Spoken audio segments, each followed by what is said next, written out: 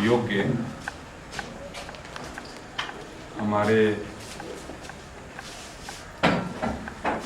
नगर के गणमान्य एवं बुजुर्ग नागरिक, सर्वप्रथम मैं आयु में सबसे बुजुर्ग मेरे पिताजी श्री जहांगीर राम जी, जो दूसरे नंबर पर बैठे हुए हैं। 1917 का जन्म है इनका और भारत पाकिस्तान बंटवारा इन्होंने अपनी आंखों से देखा है। आज इनकी आयु 90 वर्ष से अधिक है। दूसरे नंबर पर सबसे पहले नंबर पर बैठे हैं श्री ठाकुरदास जी। 85 वर्ष की आयु है श्री ठाकुरदास जी की। ठाकुरदास जी ने भी पार्टीशन को अपनी आंखों से देखा है।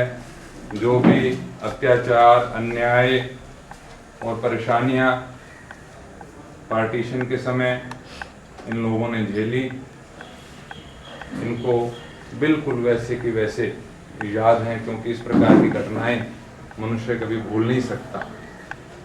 उसके बाद हमारे आदरणीय श्री नारायण दास जी आहूजा नगर के प्रमुख व्यवसायी हैं, समाज सेवा में विशेष रुचि रखते हैं। रिश्ते में मेरे मामा जी लगते हैं। चूँकि उधर से जितने भी लोग आए थे वो सभी लगभग एक कम्युनिटी के थे। लगभग पंजाब था, सिंध था, मुल्तान था, तो अधिकांश पंजाबी भाषी लोग थे। तो नारायण दास जी की उम्र भी उस समय 15-20 वर्ष रही होगी। क्यों मामा जी? 17 साल नारायण दास जी की उम्र थी उस समय। इनको भी वो सारी घटनाएं उस समय की याद हैं। उसके बाद हमारे मामा जी ही हैं श्री रामचंद्र जी आहूजा, नगर के प्रमुख व्यवसायी हैं। उम्र 75 वर्ष से ऊपर है मामा जी? 71 वर्ष उम्र है। और उस समय 7 वर्ष आयु थी मामा जी की। जो घटनाएं जो उस समय हुई थी, एक छोटा सा अगर बच्चा भी उन घटनाओं को देखता तो वो घटनाएं बिल्कुल वैसे की वैसे आंखों पर चित्रित, मस्तिष्क पर चित्रित हो जाती हैं। अत्याचार और कठिनाइयों के जो क्षण जो इन लोगों ने देखे हैं वो भी इनको याद हैं। और फिर वहाँ से आने के बाद भारत में ऐसा नहीं है कि कठिनाइयाँ ना झेलनी पड़ी हों। वो तो कुछ दिनों की कठिनाइयाँ थी, और यहाँ जो कठिनाइयाँ झेलनी पड़ी वो कई वर्षों तक झेलनी पड़ी। अपने पैरों पर खड़ा होना था, अपने परिवारों को बसाना था। न घर था, न जमीन थी, न कपड़ा था, न पैसा था, कुछ भी नहीं था। और फिर सब कुछ बनाया। वो सब कुछ कैसे संभव हो पाया, ये हम सब के लिए एक प्रेरणा की बात हो सकती है। ये हम सब के लिए जानना जरूरी है। आज इस कार्यक्रम को करने के 2 उद्देश्य थे। पहला उद्देश्य तो ये था कि कक्षा 10+2 के सिलेबस में ये पाठ सम्मिलित किया गया है इस वर्ष कि भारत पाकिस्तान का बंटवारा किस प्रकार से हुआ था, लोगों को क्या कठिनाइयाँ हुई थी। पहले तो ये होता था कि ठीक है जी, महात्मा गांधी ने ये बातें कही, जिन्ना ने ये कहा, भारत पाकिस्तान का बंटवारा हो गया, दैट्स ऑल, इतने लोग मारे गए। सामान्य लोगों की कहीं चर्चा नहीं होती थी। वास्तव में जो सामान्य लोग होते थे कष्ट वो ही पाते हैं। और कहीं जुलूस है, कहीं आंदोलन है, तो सामान्य लोगों के बिना कोई भी कार्य सफल नहीं होता। लेकिन सामान्य लोगों की कहीं चर्चा ही नहीं होती थी। तो मेरा पर्पज़ ये था कि हमारे बच्चे सीखें और जो बातें इन लोगों ने देखी, जो ज्ञान इन लोगों के पास है, जो अनुभव इन लोगों के पास है, वो समाप्त न हो जाए इनके साथ ही, वो हस्तांतरित हो जाए अगली पीढ़ी को। अगली पीढ़ी के लिए प्रेरणा स्रोत ये लोग बने रहें। दूसरा उद्देश्य मेरा इनको यहाँ आमंत्रित करने का ये था कि आप हमारे समाज की उन्नति में, देश की उन्नति में एक मुख्य भूमिका निभाते रहे हैं। पाकिस्तान से जितने भी लोग आए उन सब लोगों को ये मालूम था कि भाई कुछ करना ही पड़ेगा। और कुछ क्या करना पड़ेगा जिससे अपने पैरों पर वो खड़े हो पाएँ, अपनी साख यहाँ पर स्थापित कर पाएँ। तो उसके लिए इन्होंने संघर्ष किया। उन्नति में, देश की उन्नति में सहयोग है पूरा इन लोगों का। इन लोगों के सहयोग के लिए भी ये समाज इनका ऋणी है। तो मैं आप सब लोगों का यहाँ पर स्वागत करता हूँ कि आप यहाँ आए हमारे विद्यालय में। आप लोगों ने हमें कृतार्थ किया और हमें आप लोगों से बहुत कुछ सीखने को मिलेगा। हमारे बीच हमारे विद्यालय के प्रभारी प्राचार्य श्री अश्विनी कुमार जी बैठे हैं। आप लोगों के सामने बैठे हैं।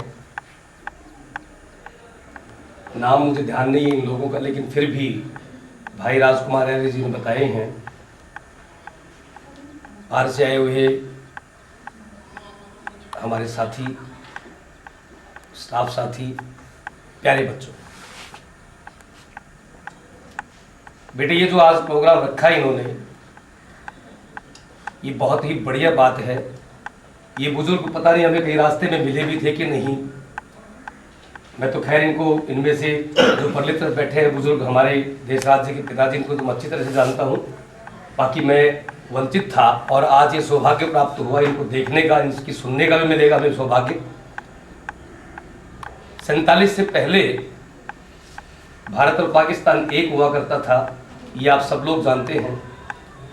लेकिन आंखों से देखी हुई उस बात को हम तो केवल कहकर ये बात बता सकते हैं। राजकुमार जी कभी पढ़ाया भी होगा इन्होंने, तो ये कहकर बताते थे।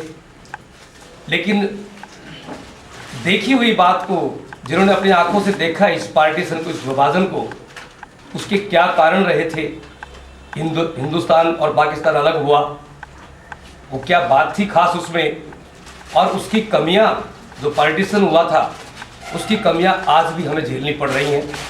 आप लोग प्रबुद्ध हो और पेपर भी पढ़ते हो।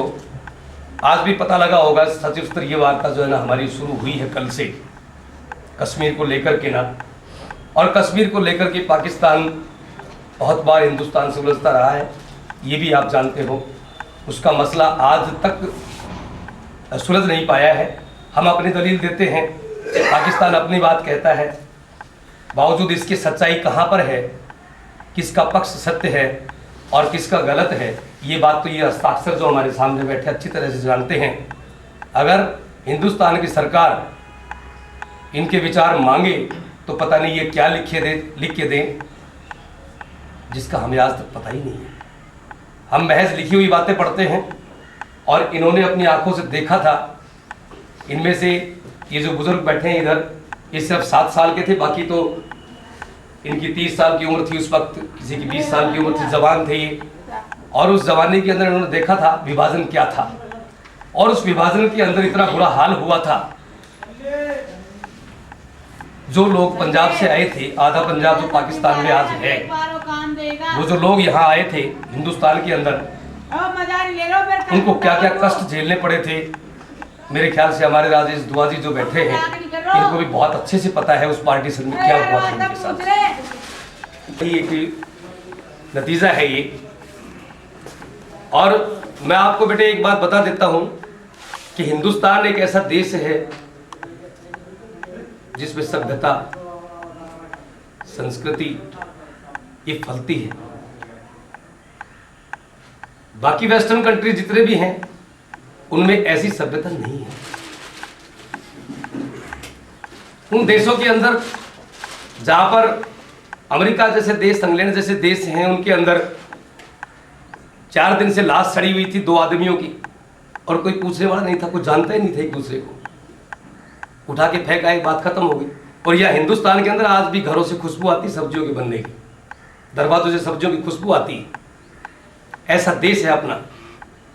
पार्टीशन के बाद जब पार्टीशन हुआ तो ये लोग सब पंजाब से जो आने वाले लोग थे हमारे पास, इनको शरणार्थी का नाम दिया गया। पंडित जवाहरलाल नेहरू ने पहले काफ़ी प्रयास किए इस मामले में। वो कितने साकार थे या नहीं थे, क्या कमियां उसमें रह गई थी, राजा हरि सिंह ने कश्मीर को सौंपते हुए क्या कहा था, क्या नहीं कहा था, ये बुजुर्गवार जो हमारे सामने बैठे हैं जिनका हम आज प्रत्यक्ष रूप से इनको देख रहे हैं, इनकी इज्जत और इनका सम्मान हमारे दिलों में बसा है।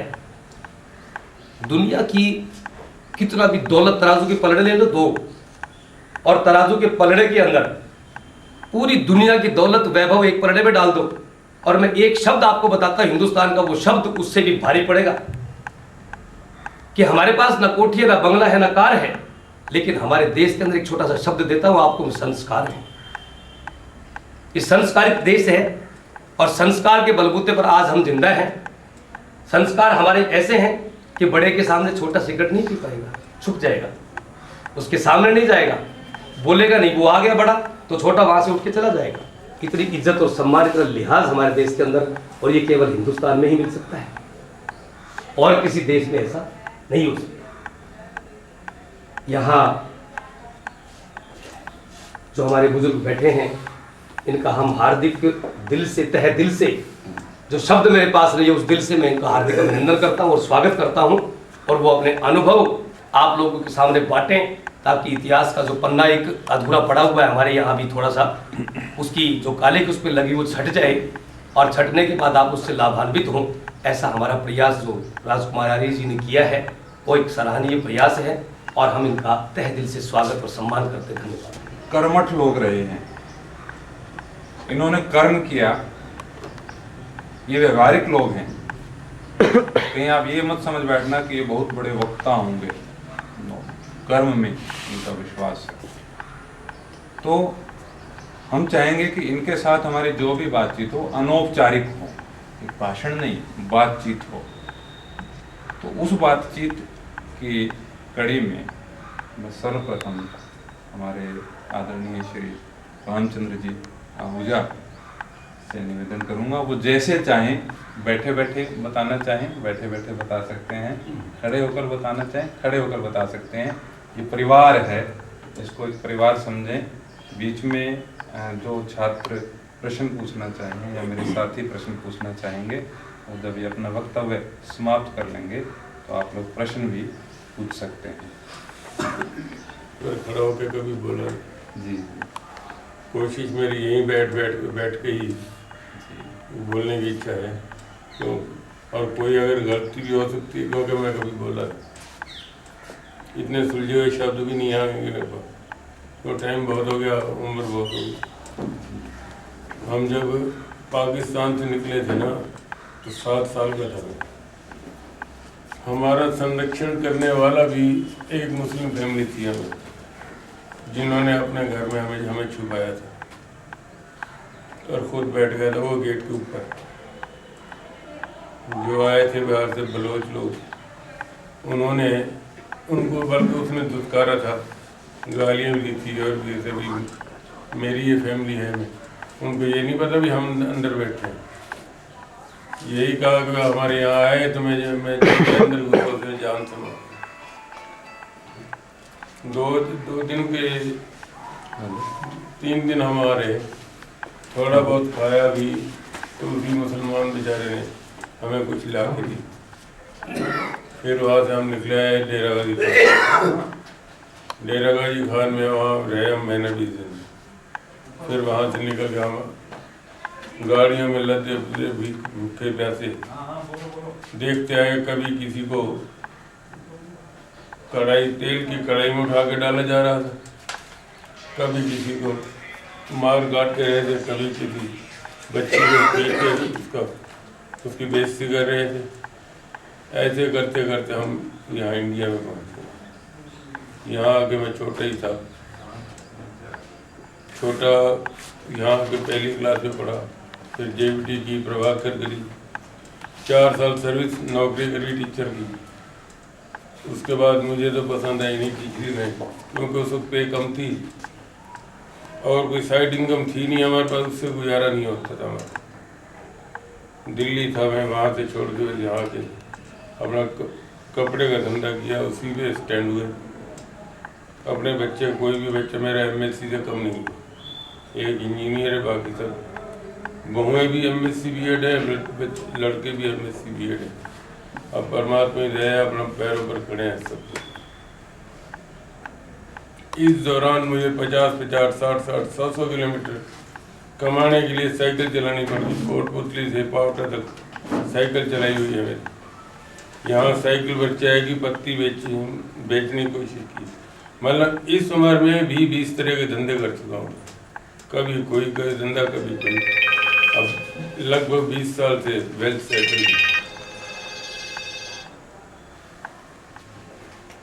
काम हमारे कौन कौन से किए आपने? कोई काम शुरू में तो हमने आके हाँसी में ये रेवड़ी गजक ये बनाई, वहाँ रेवड़ी गजक बना के वहाँ बेचा करते। उससे पहले 8-9 साल का था, हम जंगल में जाके लकड़ियाँ बांट के आया करते थे। 10-10, 5-5 किलो लकड़ी जाके गांव में या शहरों में बेचा करते थे, उससे गुजारा किया करते थे। वहाँ से हमें निकल गया है ये रेवाड़ी है। रेवाड़ी हमारी ट्रेन में ही है, रेवाड़ी हमारे पार नहीं पड़ी। फिर फरीदाबाद गए। फरीदाबाद भी रात को रहे तो एक कमरे में थे सब घर के, तो वो छत गिर गई, वहाँ से उठ के हमें आना पड़ गया नारनौल। नारनौल आते ही हमारी यहाँ चोरी हो गई, कुछ नहीं बचा हमारे यहाँ चोले, सिर्फ 1 किलो आटा और हम 8-10 आदमी घर के थे। तो सवेरे वो एक रोटी आ जाई, उससे हमने अपना गुजारा किया। फिर 3 भाई जो है वो चले गए सब्जी मंडी में, कुछ उधारी सब्जी लेके वो बेचने के लिए निकल गए।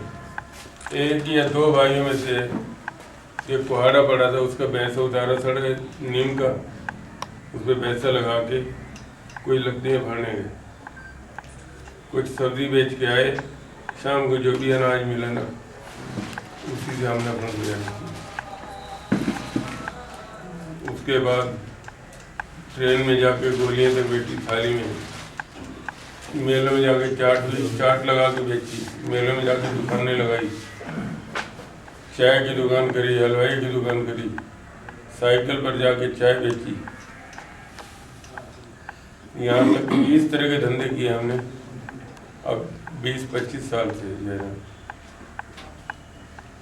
30 साल से सेट है। कोई प्रश्न?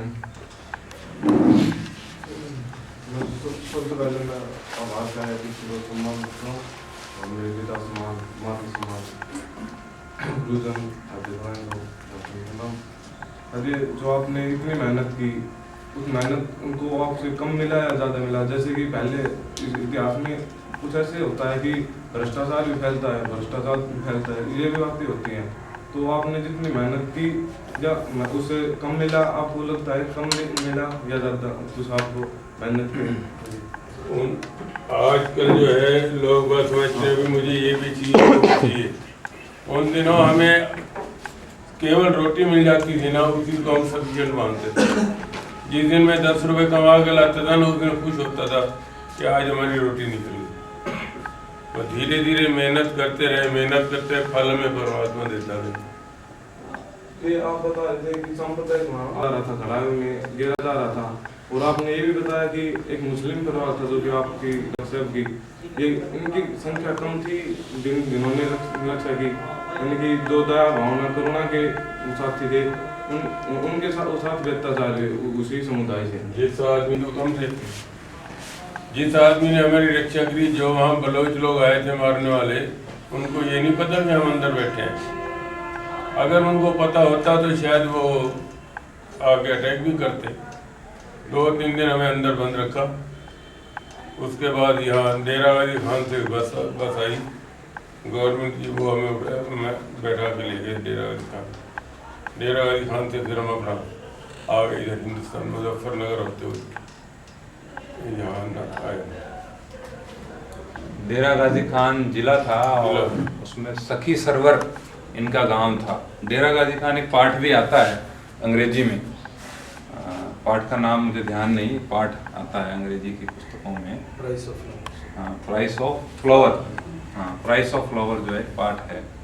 तो वहाँ से बिलोंग करते थे, तो वहाँ से सरकारी बस इनको लेकर आई थी। 2-3 दिन तो मुसलमानों ने इनको सुरक्षित रखा। वहाँ अच्छे लोग भी थे, बुरे भी थे तो अच्छे भी थे।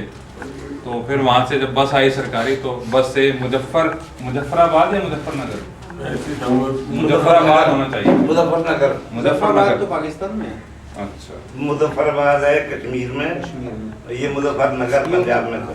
अच्छा कश्मीर में मुजफ्फरगढ़ था, मुजफ्फरगढ़। बाबू जी ये बताओ आप कि जब ये सारा खून खराबा शुरू हुआ, उससे पहले जब आप वहाँ गांव में रह रहे थे, तो वहाँ पे जो दूसरा समुदाय था, मुस्लिम समुदाय था, या जो भी, उनके साथ किस तरह से रहते थे, कैसे संबंध थे, और ये अचानक जब हुआ तो उस वक्त आपने एकदम से कैसे जान बचाई? वो ऐसे कि वहाँ जहाँ एक छोटा सा शहर था, इतना जो पहले आज से 50-60 साल पहले नारनौल जितने एरिया था, और ऐसे ही यह शहर था हमारा। जैसे यहाँ बरसाती नदी आती है, वैसी वहाँ हमारे बरसाती नदी ही आया करती थी। हम उस नदी में ही नहाने जाया करते, जैसे यहाँ ढोसी के पहाड़ पे जाते हैं, वहाँ भी ऐसे ही कोई पहाड़ था, नाम तो मुझे नहीं पता।